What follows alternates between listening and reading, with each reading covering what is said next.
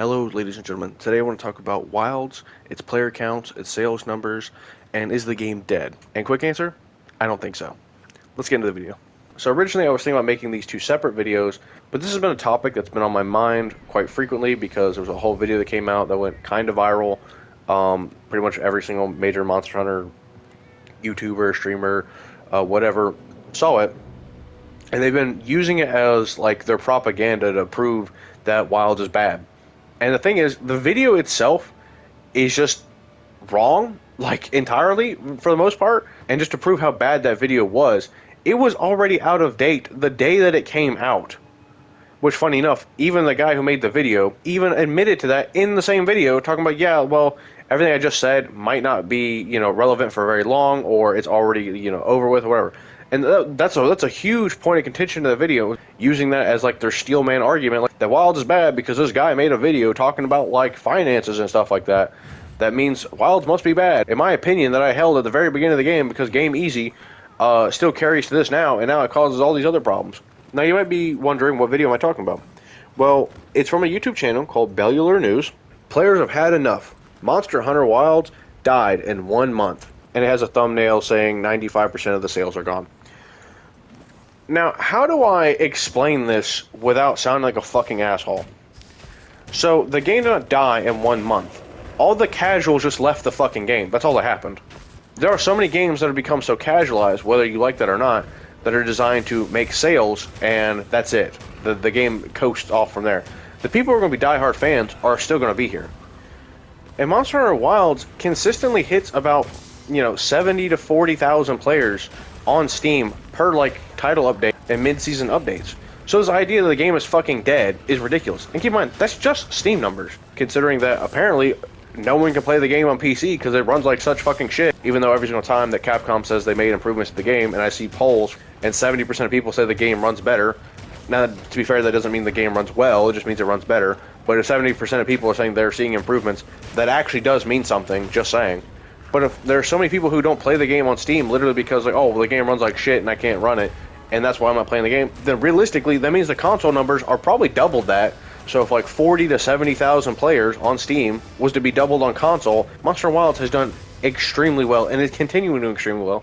And I see this in my own games. Every single time I join a lobby, it's full. It's always full. There's like 100 players in that bitch. And another thing I want to bring up about player counts and why I find it kind of just weird to even bring this up when it comes to most games is that if a game has about 10,000 active players on Steam, that game's doing fairly well. I know dozens of games off the top of my head. They get massive content drops regularly that have less than 10,000 active players on Steam.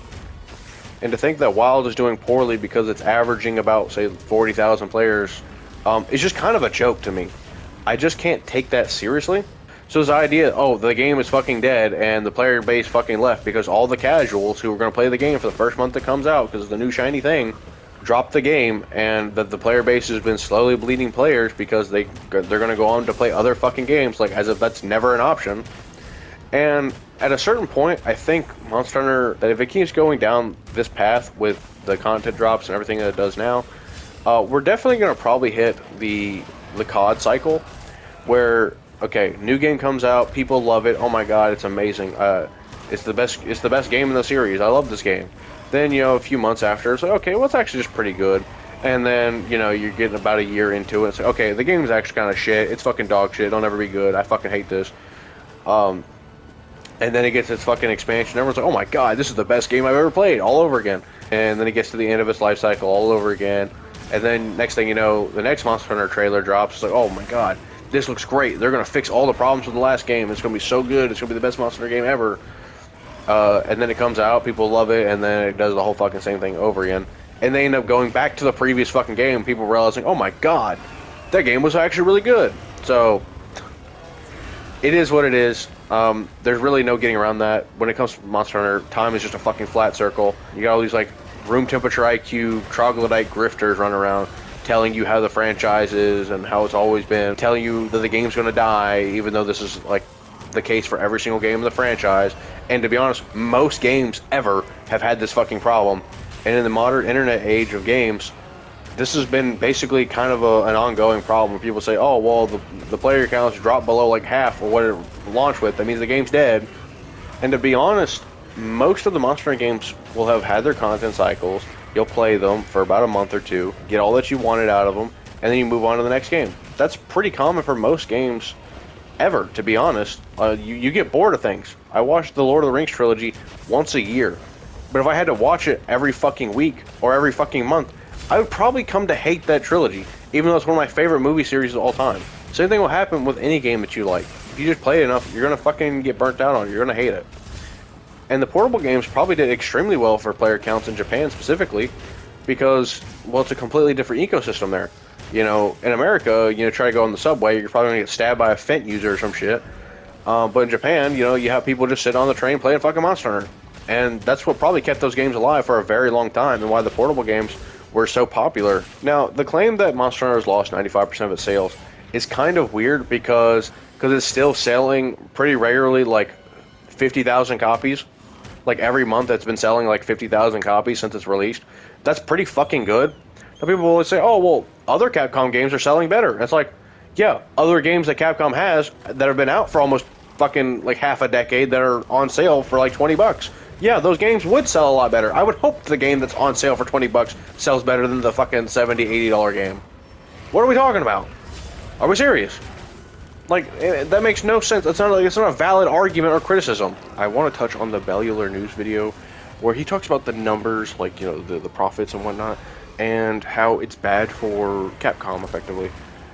And it's just wrong because Capcom has seen a year-to-year increase of 45.5 billion yen. That'd be around about $307 million USD, which gives them about 54% a year-over-year increase. That's doing extremely well. If your company is growing by 50% every single year, your company's doing pretty well, I would say, especially considering we're talking about hundreds of millions of dollars on just a year-to-year basis, and their whole product is selling online games. I think this is fine. And since Monster Hunter Wilds has come out, they have seen 14.6 million sales worldwide. That's pretty fucking huge. That's a lot of sales, like a lot.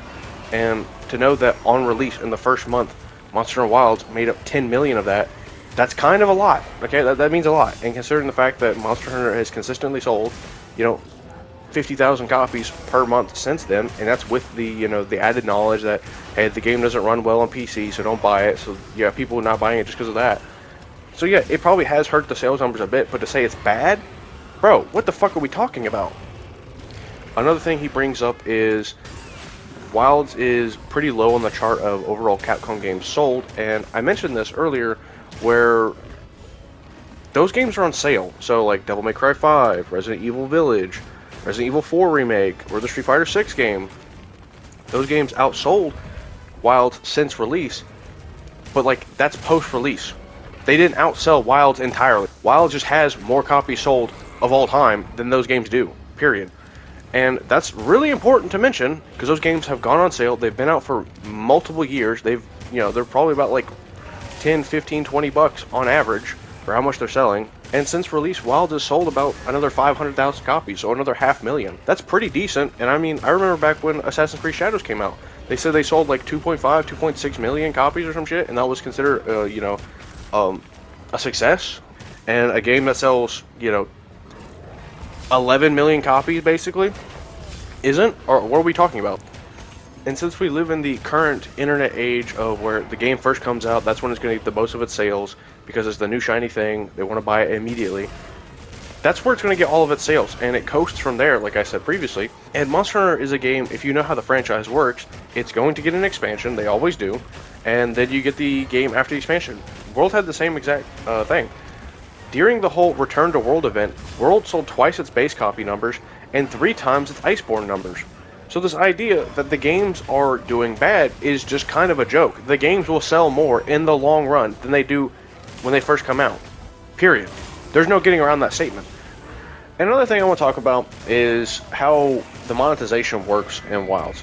So they try to get you to stay around, and they drop you these event items and skins and outfits or whatever. This is the same shit they were doing in World, which apparently when World did it wasn't a fucking problem, or at the very least people have like amnesia when it comes to that game. Now Rise kind of did the same thing, and some people said that was kind of scummy or whatever because they had like exclusive weapons that were tied to it, which yeah, that is kind of fucked up. But, I mean, people complained about it, and they stopped doing it. That's simple. It literally is that simple. You don't like it, complain about it. The Monster Hunter team stops doing it. It's literally that simple. It's kind of weird how that happens. It's almost like they actually listen to the fucking players who play their fucking game. Kind of weird that they do that. It's almost like the Monster Hunter devs actually give a shit, and all the people who are complaining that they ruin the game and they don't know what the fuck they're doing actually is fucking retarded and are actually just all a bunch of fucking grifters and they don't know what they're talking about. Now, another thing I hear that's criticism of Wilds is that they drip feed content to keep player retention. And the thing is, World did this. And when World did it, it wasn't a problem. But again, a lot of people have fucking amnesia when it comes to that game for some reason. And to be honest, I don't even think World did anything inherently wrong when trying to drip feed content.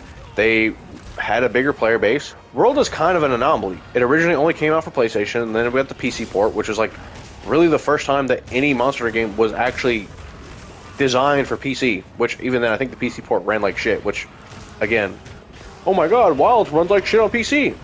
Literally every single fucking Monster Hunter game, because you know why? They're console games. They were designed for a console. It's kind of weird that a console game that was designed and made for consoles doesn't run that well on PC. It's almost... It's crazy. It's crazy. I know, it's crazy. Now you might say, like, okay, well, they're going to make a game for PC, then it should be able to run on PC. And it's like, yeah, I don't necessarily disagree with that, but name me a fucking Capcom game that was inherently designed for PC. Capcom is a Japanese company. They make Japanese games. You know what the Japanese people play on? Consoles.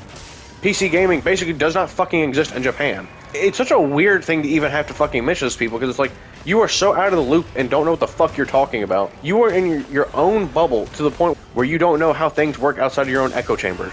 And it's so weird to see.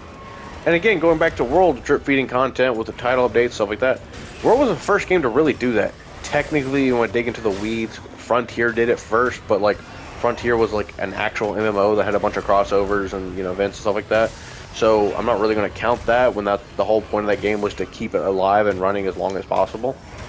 And if you want to get, well, technically, the first Monster Hunter game kind of had title updates built into the game where they would roll out post-release without actually needing to update the game, which is kind of in the code, where after about a month the game came out, they start adding new monsters and whatnot. But, like, that's a game from 2004, and all the monsters that they were adding were just kind of variants, like recolors. So I don't think that's really the best comparison. And again, for a game that came out in 2004, I mean, that's pretty impressive. But here we are in 2025, you know, 20 years later, we can do a lot better. And we have gotten a lot better, where we get whole new monsters. Like, every title update so far has been 2 new monsters, which are going to have completely new movesets and armor and, you know, meta-defining gear. So that's just a far better system, in my opinion. And people want to choose to hold that against modern Monster Hunter games, where like, oh, well, the game should just come out on release and have everything there for us to play. It's like, okay, first off, what fucking game does that nowadays? Second off, they used to do that, and you know what happened? Those people would play the game for about a month, and they quit playing the fucking game because they did everything, and they had to wait a fucking year, 2 years, or whatever it was, to get their G rank, to come back to the game, play it again for about a month, and then quit the game again. It's kind of crazy. It's almost like the same fucking problems that you want to complain about the modern games was always there in the older games. And the worst part is, the older games had it far worse because they were only tied to specific consoles. When it came to Monster Hunter 1 and DOS, those were tied to PS2. And by the way, a little side tangent, when I hear someone say, I played Monster Hunter 1 on PS2, I gotta really look at you with that fucking press X to doubt meme. Because there ain't no fucking way that is true. You're probably be in your mid to late 30s to early 40s. So people in my fucking age group don't even exist to you. You're probably some fucking dad with like 3 kids, okay? So now you can say, oh, well, they played on emulators. Okay, first off, that's not playing on PS2. Second, if you play on emulators, you're not actually getting the real fucking experience where you get the, you know, the HD texture packs, the increased frame rate, and the modernized button layouts. Because my first Monster Hunter game was Try on the Wii. And some of y'all might be thinking, how the hell do you play a Monster Hunter game on the Wii? And I'm going to be honest, that shit wasn't all that great. Did not run that well. Well, they had these controllers that were designed to be like actual, like normal controllers, you know, like Xbox, PlayStation controllers. But if you didn't own one of those, you're just shit out of luck. And I was shit out of luck. So, you know, when I was playing Monster Hunter, I was really about that life. I was a real OG. I was an actual day one gangster with this shit. Y'all must have amnesia and forgot that I am him, okay? I was really about that shit. What the fuck am I talking about? And I also briefly want to talk about rushing out content.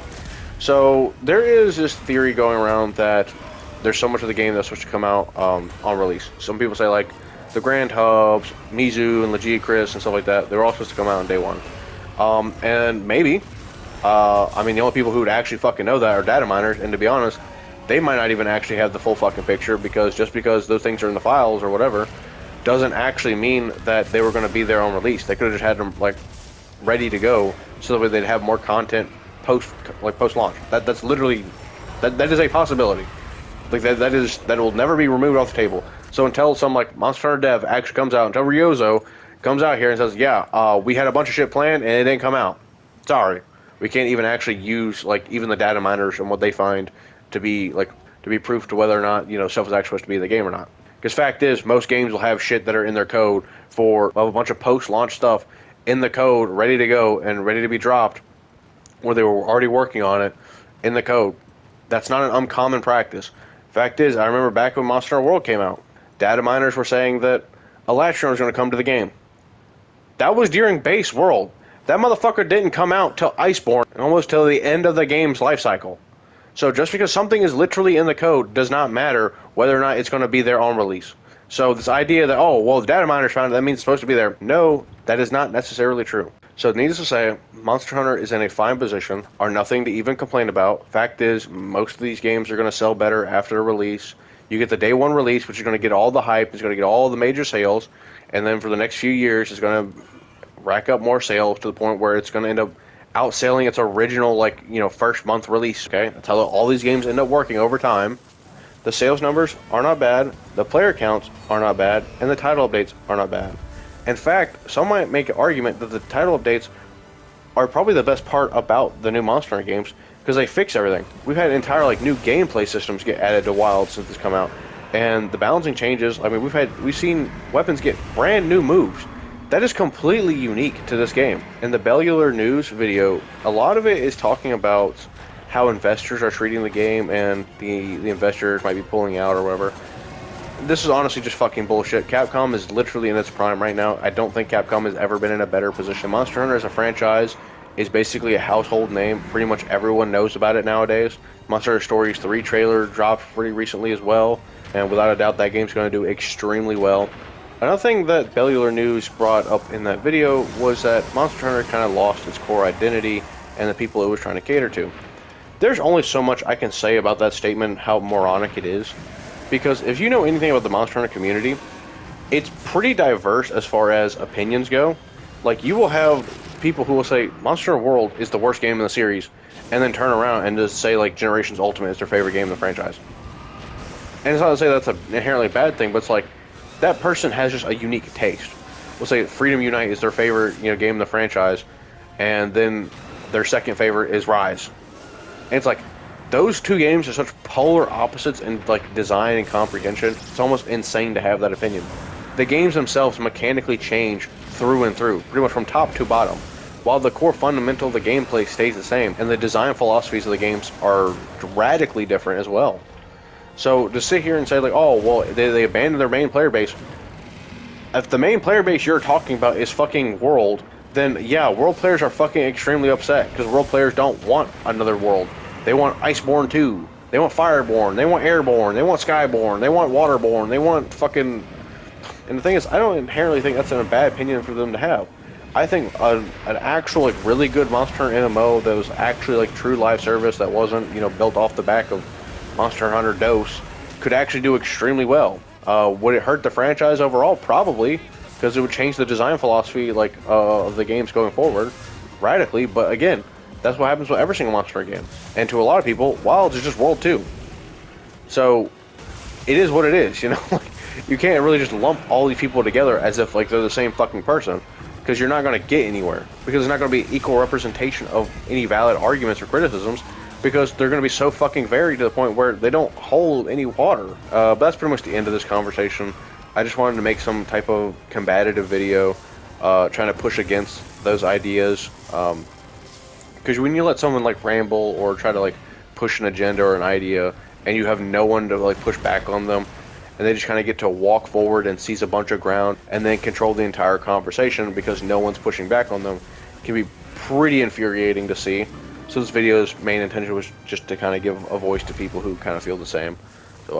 Without further ado, I'm not going to waste any more of your time. I hope you guys enjoyed the video, and catch you in the next one. Bye.